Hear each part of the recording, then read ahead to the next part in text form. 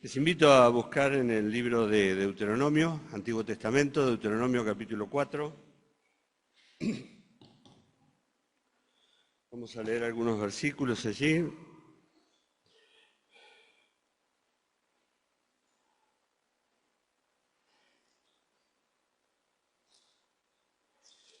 tema, le puse el título, Un pueblo sabio.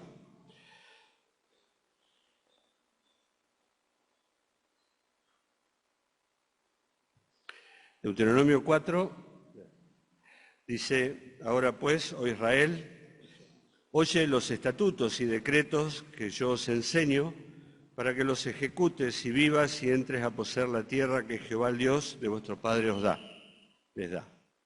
No añadas a la palabra que yo les mando, no disminuyas de ella, para que guarden los mandamientos de Jehová vuestro Dios que yo os ordeno. Voy cambiando algunos verbos, poniéndolo un poquito más actualizado simplemente.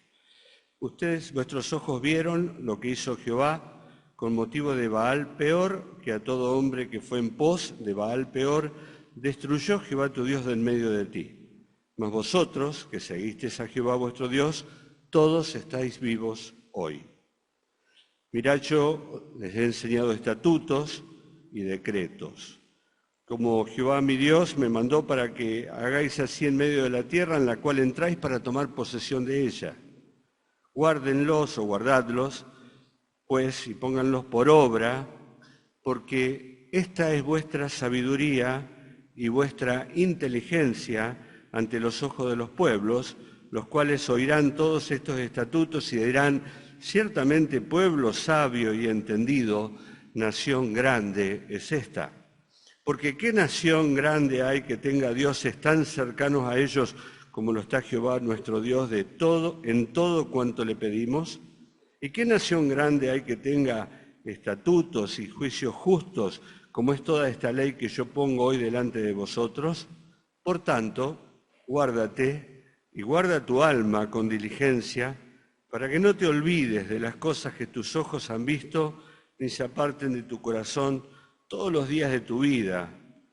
Antes bien las enseñarás a tus hijos y a los hijos de tus hijos. Vamos a detenernos aquí en la lectura por el momento. Un pueblo sabio.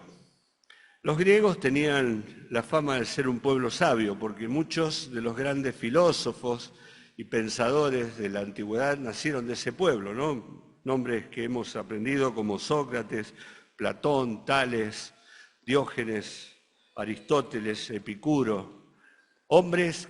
Filósofos que el mundo admiró, nacieron de esa nación, pero muchos de ellos se llevaban mal entre ellos y el conocimiento que ellos tenían o las enseñanzas que ellos tenían eran contradictorias entre sí. Incluso eran críticos muchos de ellos y las escuelas de cada uno se ensañaban contra la escuela del otro. Así que podríamos decir que no es la sabiduría la que caracterizaba necesariamente al pueblo de Grecia. Muchas veces escuchamos que la sabiduría se obtiene por la educación, ¿verdad? Y por la experiencia. Pero tampoco esto es cierto, porque más universidades y colegios deberían hacer más sabia a la población entonces, ¿verdad? No necesariamente. Los políticos dicen la sabiduría está en el pueblo. Lo que el pueblo elige está bien. Claro, muchas veces lo dicen para ocultar sus macanas, ¿no? Sus errores. No, el pueblo me escogió, sí, el pueblo sabio. La democracia es el mejor método, la mayoría siempre tiene la razón. El pueblo sabio cuando elige. Entonces un pueblo sabio debería saber elegir al mejor gobernante y todos sabemos que no siempre es así. ¿Hay sabiduría en la educación? Sí, a veces prendemos los programas de televisión donde hay panelistas, panelistas que hablan de deporte, panelistas que hablan de la sociedad, panelistas que hablan de un montón de cosas, y ni entre ellos, allí, aún con títulos y con un montón de logros académicos, se ponen de acuerdo entre ellos entre lo que están discutiendo. Filósofos, profesores, catedráticos que pretenden transmitir su sabiduría al mundo. Me puse a pensar qué es la sabiduría. Generalmente busco en el diccionario cuando hay alguna palabra que quiero conocer el significado, porque nos ayuda a entender. Y el diccionario tiene algunos conceptos. Primero dice grado más alto de conocimiento. En parte está bien, porque la sabiduría es el conocimiento aplicado. El grado más alto de conocimiento, podríamos decir, es el que se puede aplicar. Otro dice conducta prudente en la vida o en los negocios. Aquí el conocimiento está analizado desde los hechos que se ven. Y el otro decía que es el carácter que se desarrolla con la aplicación de la inteligencia en la experiencia propia, obteniendo conclusiones que nos dan un mayor entendimiento, que nos capacitan para reflexionar y luego tomar las mejores decisiones. Así que la sabiduría tiene estos componentes, un componente cognitivo, algo que pasa aquí dentro de la cabeza, en la mente, el conocimiento, la experiencia, y un componente reflexivo que nos permite analizar lo que estamos viviendo, lo que pasó, analizar hacia adelante, comparar, analizar bien todas las cosas y luego sí un componente que nos lleva a tomar una decisión que tiene que ver con el valor, con la verdad, con la ética o con la moral. Así que estas palabras definen necesariamente lo que es la sabiduría: conocimiento, experiencia, capacidad reflexiva y una conducta prudente. Y la Biblia está de acuerdo con esto, solo que la Biblia hace una distinción entre la sabiduría del hombre y la sabiduría de Dios. Dice que la sabiduría del hombre, y esto lo vamos a leer en un ratito, es terrenal, es animal, es diabólica. Y la sabiduría de Dios, dice, viene de lo alto, ¿no? Hace una distinción entre estos dos conceptos. Pero vamos a ver que, de acuerdo a lo que leímos aquí en Deuteronomio, estos 4 elementos tienen que estar presentes para definir un pueblo sabio. ¿Sí? Tiene que haber conocimiento, tiene que haber experiencia, tiene que haber reflexión y tiene que haber una conducta adecuada. Santiago, vamos a buscarlo, capítulo 3, verso 13, hace una pregunta a su auditorio o a aquellos que van a leer la carta y les dice: ¿quién es sabio y entendido entre vosotros? ¿Hay alguien sabio entre vosotros? Le dice, está escribiéndole a creyentes, ¿no? Dice, muestre por la buena conducta sus obras en sabia mansedumbre. Pero, dice, si ustedes tienen celos amargos y contención en vuestro corazón, no se jacten ni mientan contra la verdad, porque esta sabiduría no es la que desciende de lo alto, sino terrenal, animal, diabólica. Y luego en el verso 17 dice, pero la sabiduría que es de lo alto es primeramente pura, después es pacífica, amable, benigna, llena de misericordia y de buenos frutos, sin incertidumbre ni hipocresía. Ahí hace una distinción entre la sabiduría del hombre y la sabiduría de Dios. Por eso cuando Dios habla de un pueblo sabio, ¿sí? Cuando habla de su pueblo como un pueblo sabio, obviamente se está refiriendo a la sabiduría de lo alto, que cada uno de nosotros debería manifestar, y no la sabiduría terrenal. Nunca la sabiduría es solo conocimiento, pero siempre la sabiduría se califica como terrenal o celestial viendo los resultados, viendo las decisiones que nosotros tomamos.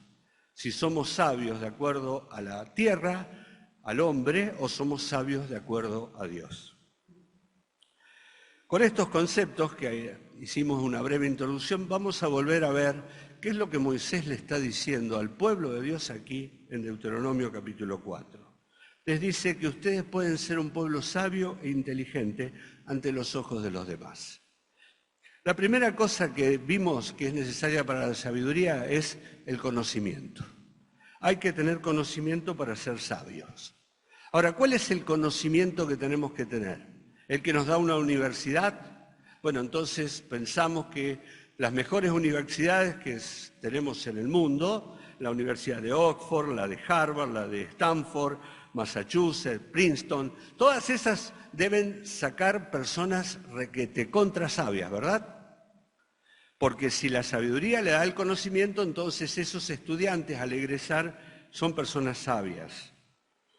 Esas pueden ser las mejores sabidurías, las mejores universidades del mundo, y es quizás el mejor conocimiento que este mundo puede ofrecernos, ¿sí? Pero un conocimiento teórico. Pablo escribe a la carta a los Corintios, en el capítulo 1, y le dice, pues miren hermanos, recuerden que los corintios eran griegos, y los griegos tenían como máximo alcance de sus vidas el alcanzar la sabiduría. Ellos se consideraban un pueblo sabio, y para ellos lo más importante era la sabiduría, así como para los romanos lo más importante era el poder militar. Y a ellos el apóstol Pablo les dice, miren hermanos, que no son muchos los que han sido llamados según la carne, sabios según la carne. Él miraba a la congregación de Corinto y decía, acá adentro no hay muchos con títulos académicos. Acá adentro no hay muchos que pueden mostrar logros académicos de una universidad. Miren, hermanos, que no son muchos sabios según la carne, ni muchos poderosos, ni muchos nobles, sino que lo necio del mundo escogió Dios para avergonzar a los sabios, y lo débil del mundo escogió Dios para avergonzar a lo fuerte, y lo vil del mundo y lo menospreciado escogió Dios, y lo que no es, para deshacer lo que es, a fin de que nadie se jacte en su presencia. Moisés les está recordando al pueblo de Dios que ellos van a ser sabios siempre que puedan tener un conocimiento de la palabra de Dios, no de una universidad, sino de la palabra de Dios. Van a ser sabios de acuerdo al comportamiento que ellos demuestren hacia la palabra de Dios. Sí, porque el conocimiento que lleva a la sabiduría, que es de lo alto, es el conocimiento de la palabra y de la voluntad de Dios para nuestras vidas. Quizás haya personas que tengan paredes llenas, empapeladas, con títulos académicos, con logros, un currículum grande así, ¿sí? Inobjetable para los ojos del mundo, pero sean analfabetos en las cuestiones celestiales, en las cuestiones espirituales. Y quizás hay un hermano sumamente sencillo que ni siquiera terminó la primaria, pero que tiene un altísimo conocimiento de la palabra de Dios, al punto que la palabra de Dios impregnó su vida, y esa persona será capaz de tomar decisiones mucho más sabias que las otras personas. Moisés le dice aquí, en el versículo 1, oye los estatutos, los decretos. Luego dice en el verso 2, no añadas ni disminuyas nada de ellos. Y en el verso 6 dice, guárdalos acá, en el corazón. Es fundamental para ser un pueblo sabio tener conocimiento. ¿Conocimiento de qué? De la voluntad de Dios. Todos nosotros recordamos la historia de Samuel y Elí, el viejo sacerdote con una gran experiencia, pero con muy poca temor a lo que Dios decía, y el niño pequeñito que se criaba a su cuidado, que había aprendido a escuchar la voz de Dios. ¿Y qué dice el libro de Samuel de este niño? Samuel crecía y no dejaba caer ninguna de las palabras de Dios a tierra. ¿Qué quiere decir esto? No desaprovechaba nada de lo que escuchaba de la palabra de Dios. Pero en cambio el viejo sacerdote, con toda su experiencia y gran conocimiento, Dios no le hablaba porque había menospreciado la palabra de Dios. Y ese niño, ¿sí?, le dio una gran lección a aquel hombre de sabiduría. Sé sabio por el conocimiento de la palabra de Dios. ¿Cómo está tu relación con la palabra de Dios? Recordemos Apocalipsis 1:3, se los leo. Bienaventurado el que lee y los que oyen las palabras de esta profecía y guardan las cosas en ellas escritas. Bienaventurados. Siempre hablamos de las bienaventuranzas. Tremendamente feliz. El que lee, los que oyen y los que guardan las palabras de esta profecía. ¿Lees la palabra? Cuando alguien la lee, ¿la oís? ¿Estás oyendo en este momento realmente con tus oídos? ¿Qué sabes de la Biblia? ¿La leíste alguna vez completa, de tapa a tapa? ¿Te has interiorizado en la historia de la Biblia o te parece aburrida? No, el Antiguo Testamento era para los judíos. ¿La profecía no te interesa?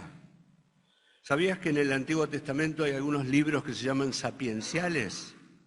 Sapienciales, ¿por qué? Porque hablan de la sabiduría. Y si querés adquirir sabiduría tenés que leer esos libros, Job, Salmos, Proverbios, Eclesiastés, Cantares. ¿Quién no aprende de la experiencia de Job? ¿Cuánto hemos aprendido con los Salmos? O leyendo los Proverbios, que los Proverbios son máximas, muchas veces son hasta refranes, pero refranes auténticos, de los que traen bendición. No hay sabiduría sin conocimiento, pero la verdadera sabiduría, la que viene de lo alto, la que te permite tomar decisiones correctas de acuerdo a la verdad, la ética, la moral, provienen de leer, oír, guardar, no quitar ni agregar nada a la palabra de Dios. Y para eso no hay sustituto, no hay nada que pueda suplantar la palabra de Dios. Las decisiones que tomes en tu vida van a estar marcadas por esto, van a estar marcadas por tu relación con la palabra de Dios, porque el conocimiento es lo primero que tenés que tener para tener sabiduría. Me llama la atención leyendo el Pentateuco la cantidad de veces que Moisés repite conceptos. Repite y luego en el libro de Levítico de nuevo, o Números, o en Deuteronomio. De hecho, el libro de Deuteronomio es la repetición de la ley de Dios. Se la repite a una nueva generación, porque la generación vieja había muerto, pero muchos de ellos habían estado en el monte Sinaí. Muchos de ellos habían visto lo que habían hecho sus padres.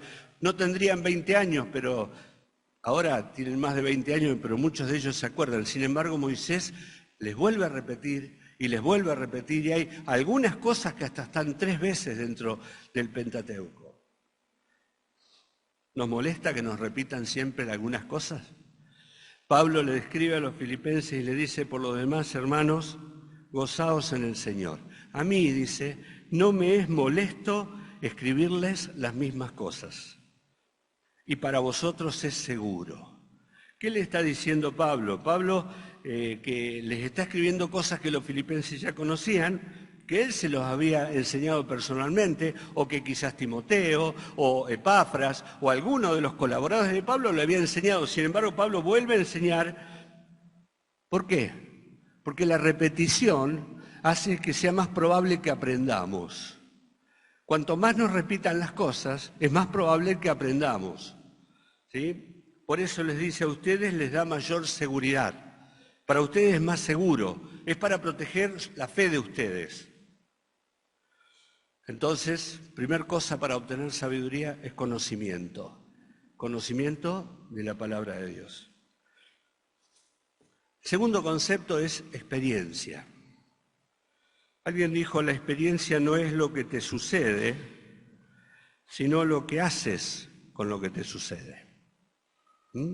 Lo vuelvo a repetir. La experiencia no es lo que te sucede, sino si aprendes de lo que te sucede. El aprendizaje no tiene edad. ¿Sí? Puede ser que se nos acabe la vista, el oído, que no podamos leer un libro porque la letra está chiquita, pero el aprendizaje no tiene edad. Podemos seguir aprendiendo y de hecho debemos seguir aprendiendo toda la vida. Porque aprender en realidad es apropiarse de conocimientos que te permitan enfrentar una nueva situación.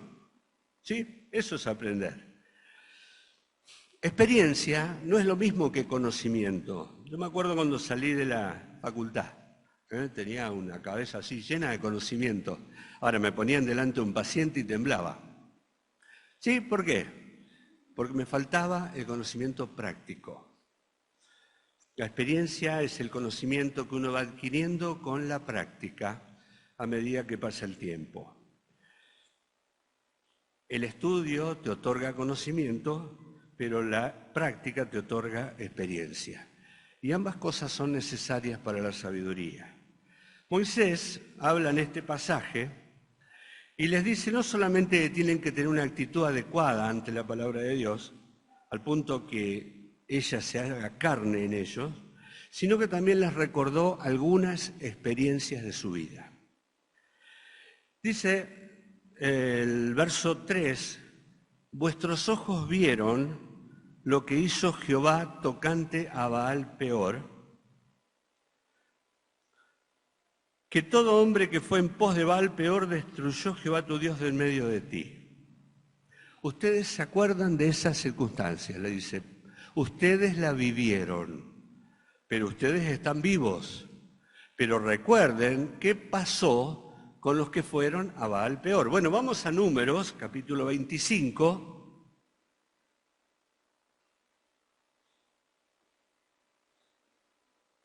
Para entender de qué se trataba este episodio, dice, Israel estaba por entrar en la tierra prometida, llega a los campos de Moab.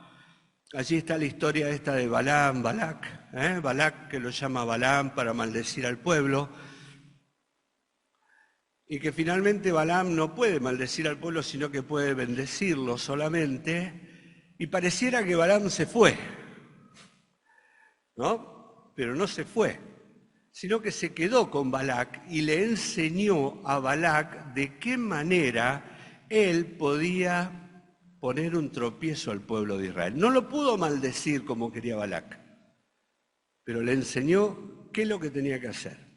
Dice, moraba Israel en Sittim y el pueblo empezó a fornicar con las hijas de Moab, las cuales invitaban al pueblo a los sacrificios de sus dioses. Esto estaba terminantemente prohibido por Dios. Dios lo había advertido. Ojo, cuando crucen por los pueblos, que las mujeres no atraigan a los varones, porque después no se mezclen, porque entre ustedes los dioses van a empezar a adorar a los dioses de ellos. Estaba totalmente prohibido. Y no solamente, sino que el pueblo comió, se inclinó a sus dioses. Así acudió el pueblo a Baal Peor, y el furor de Jehová se encendió contra Israel. Y Jehová dijo a Moisés, toma a todos los príncipes del pueblo y ahórcalos ante Jehová delante del sol, y al ardor de la ira de Jehová se apartará de Israel. Entonces Moisés dijo a los jueces de Israel, maten cada uno a aquellos de los vuestros que se han juntado en Baal Peor. Y después sigue la historia de un hombre que llevó a su tienda a una madianita, y allí Fines las lanzó a ambos. Bien, recuerden, ustedes lo vieron, ustedes lo vivieron, ustedes vieron lo que Dios hizo, ¿sí? Experiencia, ustedes están vivos. Les está hablando de la disciplina que Dios aplicó al pueblo por su pecado. Les está diciendo, recuerden la sabiduría, recuerden cómo Dios actúa ante el pecado. Porque cuando esta gente pecó, Dios los destruyó. ¿Cuál es el propósito de la disciplina? El propósito de la disciplina es tratar con el pecador, tratar con el pecado, pero producir temor en el pueblo que no pecó. Por eso el apóstol Pablo le dice a Timoteo, los que persisten en pecar, repréndelos delante de todos, para que los demás también teman. Si querés sabiduría, tenés que aprender el temor de Dios, porque de hecho el principio de la sabiduría es el temor a Dios. Entonces recuerden esta experiencia en la vida, que cuando caíste, ¿qué pasó cuando te disciplinaron? ¿Qué pasó cuando pasó a una caída de un hermano? ¿Qué pasó cuando... Recordá. Hay experiencias en la vida que te tienen que dar sabiduría, que no tenés por qué volver a pasar por ellas, o vos pasar por lo que pasó tu hermano cuando él se equivocó. Tenemos que aprender también de los errores de los demás. Hay un dicho que dice, el hombre necio no aprende de sus propios errores. El hombre inteligente sí aprende de sus propios errores. El hombre sabio aprende de los errores de los demás. No tiene que pasar él por el problema. Tenemos que tener experiencia en nuestra vida. Sí, no es solo conocimiento, sino también experiencia. Tenemos que recordar que Dios al que ama disciplina y que Dios es justo y que le da a cada uno lo que le corresponde. Eso es algo fundamental en nuestra vida para adquirir sabiduría, para tratar de evitar tropezar otra vez en la misma piedra que otro tropezó o que yo ya tropecé. Pero no solamente eso, le dice, no te olvides, en el verso 9, de lo que tus ojos han visto. Ahora se está refiriendo a otra cosa, a otra experiencia. Y de acuerdo a lo que dice el verso 10 y 11, dice, ustedes se acercaron, se pusieron al pie del monte y el monte ardía en fuego hasta en medio de los cielos con tiniebla, nube y oscuridad, y Jehová habló entre vosotros. Ahora los está llevando al Sinaí. Muchos de ellos estuvieron allí, quizás no tenían 20 años, porque si no, no estarían por entrar a la tierra prometida. Pero le dice, no te olvides de que viste al monte temblar. No te olvides de la santidad del Dios al que perteneces. Fue tan impresionante lo que ellos vivieron delante de ese monte que temblaban de miedo. Ellos tuvieron temor de acercarse y tocar el pie del monte, y dice que el monte ardía en fuego, el monte, dice, hasta los cielos en medio de las tinieblas, nube y oscuridad. Ahora, ¿por qué Dios hizo esta gran demostración de poder, de grandeza y de majestad ante los ojos del pueblo, al punto que los abrumó, al punto de decirle a Moisés, acércate vos, oí vos todo lo que Dios tenga para decirte. Tú nos vas a decir a nosotros lo que Dios quiere que nosotros hagamos y nosotros lo vamos a hacer. Estaban temblando de miedo porque la santidad de Dios los había abrumado al punto de que pensaron que iban a morir. Acordate de la santidad de Dios. ¿Qué es lo que Dios quería? El verso 10 dice, para que me teman todos los días que vivan y las enseñen a sus hijos para que ellos también me teman. Acordate de que Dios es un Dios santo. Acordate de que es fuego consumidor. Y cuando vayas a tomar decisiones en tu vida, recordá esto, porque las decisiones sabias son las que te van a llevar a temer a Jehová y no a alejarte de Jehová. El principio de la sabiduría es el temor de Jehová. La experiencia no es acumulación de años. Los ancianos fueron aprendiendo muchas cosas en el camino recorrido que les ayudan a ellos a tomar decisiones sabias o a aconsejar a otros. Es cierto, pero no son sinónimos necesariamente. Puede haber un joven con mucha experiencia, ¿sí?, y que tome decisiones sabias. Entonces, conocimiento y experiencia. La tercera cosa es la capacidad reflexiva. Capacidad reflexiva es un proceso del pensamiento, un proceso que nos lleva a analizar, ¿sí?, tomar el conocimiento, tomar la experiencia, enfrentar una situación nueva y entonces empezar a analizar cómo actuaría, cómo actuamos, cómo actúa el otro. ¿Qué te lleva, qué nueva situación o qué cosas podés tomar para que puedas tomar la mejor decisión, observar, escuchar, manejar las emociones? Porque muchas veces cuando estamos frente a una decisión nueva explotamos, nos enojamos y no reflexionamos. ¿Qué significa esta situación? ¿Cómo encaro este nuevo proceso o esta circunstancia? ¿Qué es lo que sé? ¿Qué es lo que sé? ¿Qué me dice la experiencia?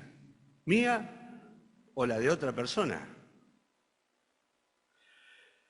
Moisés les dijo a estas personas que Dios es justo, que Dios es santo, que Dios al que ama disciplina. Y luego dice, piensen, ¿qué nación grande hay que tenga dioses tan cercanos como ustedes? Que Jehová nuestro Dios está tan cerca en todo cuanto le pedimos.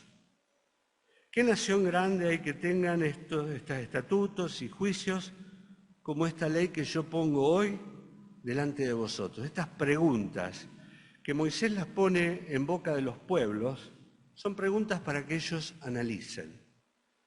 Realmente, ¿cuántas veces cuando estamos en circunstancias difíciles no nos detenemos a pensar que Dios está con nosotros, que somos un pueblo especial, que somos la niña de sus ojos, que nos ama, que Él es bueno,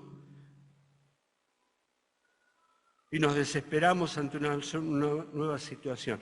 Pero Moisés le dice, ustedes tienen que recordar, ¿sí? Y tienen que hacer este proceso de pensamiento que les traiga la tranquilidad de saber que son un pueblo único, de un pueblo especial.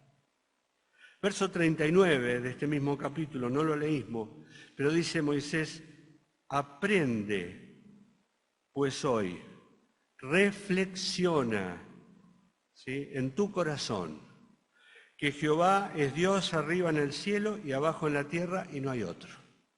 Reflexiona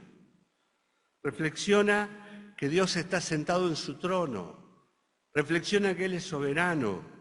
Esta situación tan grande que a veces cantamos, ¿no? Si tuviera la fe como un granito de mostaza, tendría este monte, le diríamos córrete, ¿no? Esta situación tan grande que se nos presentó, ¿se le habrá escapado a Dios de las manos? ¿Lo habrá tomado desprevenido? ¿Saben que no? Dios sigue siendo Dios, soberano, controlador de todas las cosas, y hace que todas las cosas ocurran para bien a los que Él ama. Así que reflexiona, analiza y controla tus sentimientos, porque recuerda cómo actuó Dios en el pasado. Recuerda cómo actuó Dios en la época de los jueces, o en la época de los reyes, o con el pueblo de Israel, o con la iglesia primitiva.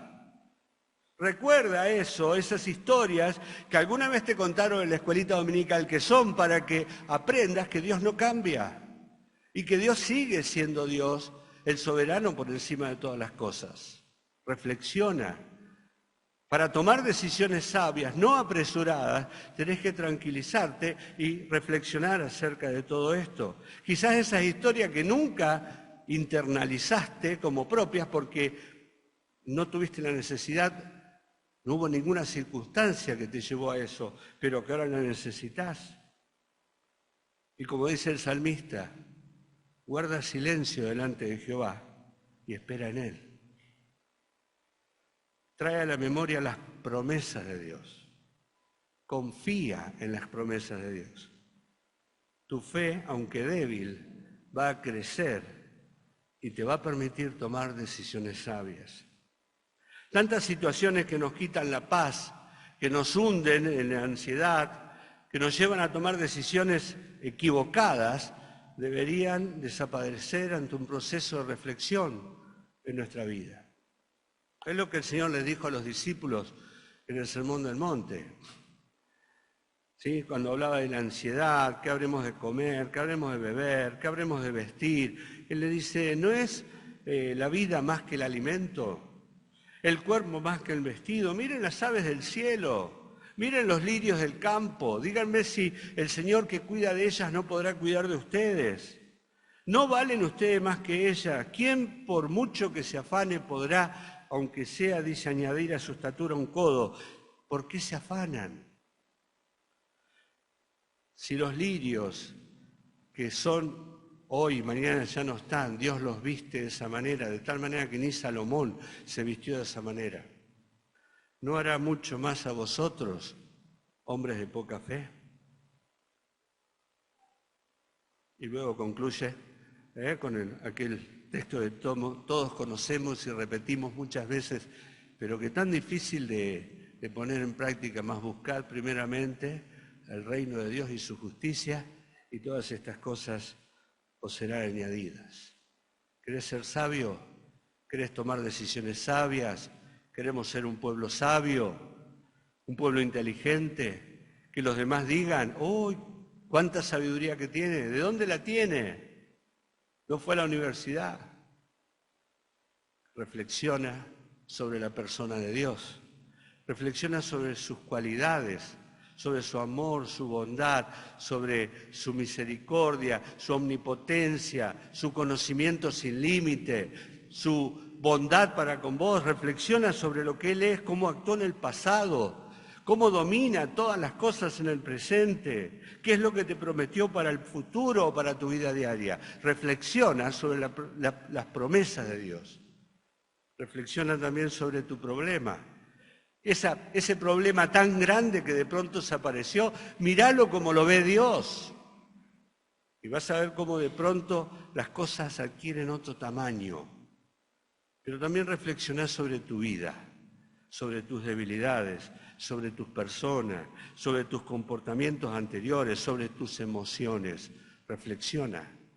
Míralo todo, ¿sí? En base al conocimiento, la experiencia y un carácter reflexivo.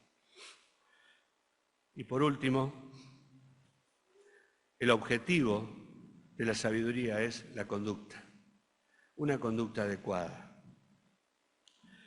Porque la sabiduría no es simplemente conocimiento, es conocimiento que toma acción.